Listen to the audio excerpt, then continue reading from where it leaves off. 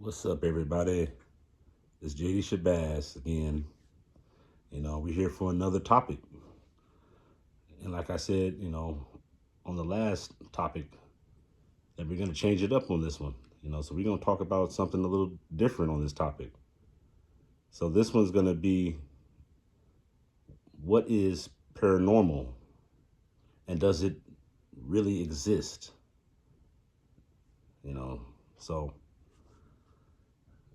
I don't have a definitive answer when it comes to that, but I did want to share some stories that I had, throughout my life, because I've dealt with this, this throughout my life, and I had some very interesting stories I did want to share with everybody, and then from there we'll kind of break down, some of the teachings when it come to, this realm here, but I will start by saying that, man, you just never know what you might be dealing with, man, and that there is parallel universes, you know, amongst this reality that we live in, and sometimes they might mix with each other there, or sometimes,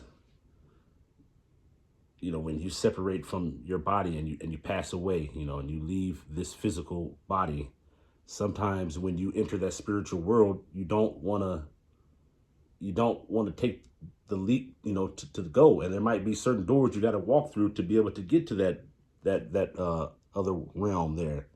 And some people might still be wandering around kind of lost because they don't know what's going on.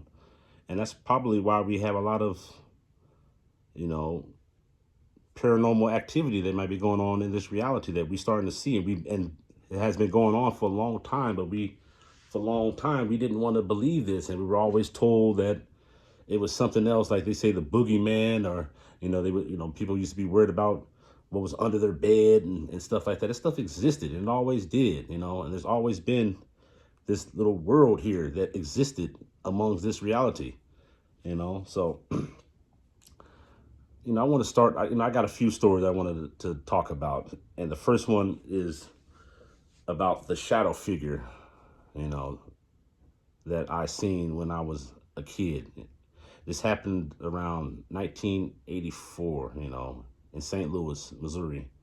My family, my family was, my mom and my dad, we were all young at that time, and they were just getting started with everything. We just had the family, and we moved into this apartment building there. And this apartment, it was in a project building there, and we were way at the top floor, and it was a furnished building. It was a furnished apartment that we had, So my parents, I remember telling us that it was already furnished, and we were happy about that because we didn't have a lot of furniture at that time.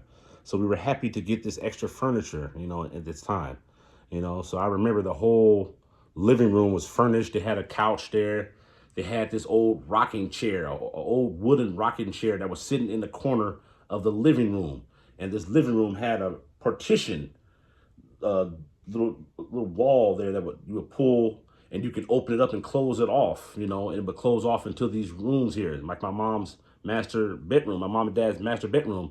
You could open that up, and be able to see from my mom's bedroom into the living room, but most of the time we would always leave that partition open so they could see into the living room until my parents was ready to go to bed, and they would close it off, but one day we my mom, my brother, and my sister, we just came from a grocery store, and we just got home. We just brought up all of this groceries that we just came from the store with, and we were tired. My mom asked me to take her jacket. She had a little jacket or a little vest that she had on, and take her jacket and put it on her bed in her room. And like I was saying, from her bedroom, you could see into the living room.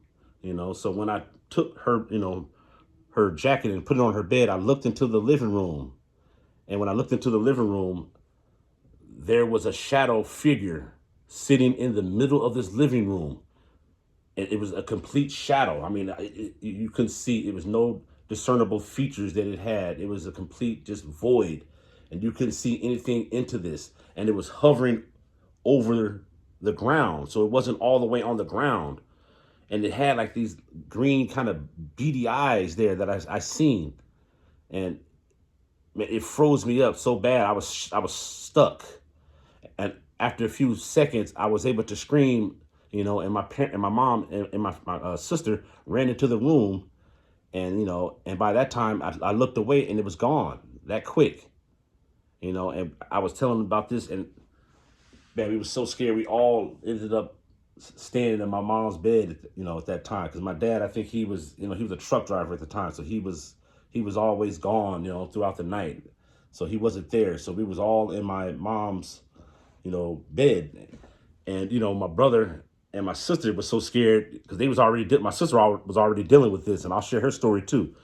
But I was on the bottom part of the bed because I wanted to be the strong, big boy there, even at that age, So I was at the end of the bed, because I let my brother and my sister stay up there with my mom. So I was on the bottom side of the bed, and I kept the covers over my head because I was just so scared, man, because I just didn't want to see this thing again.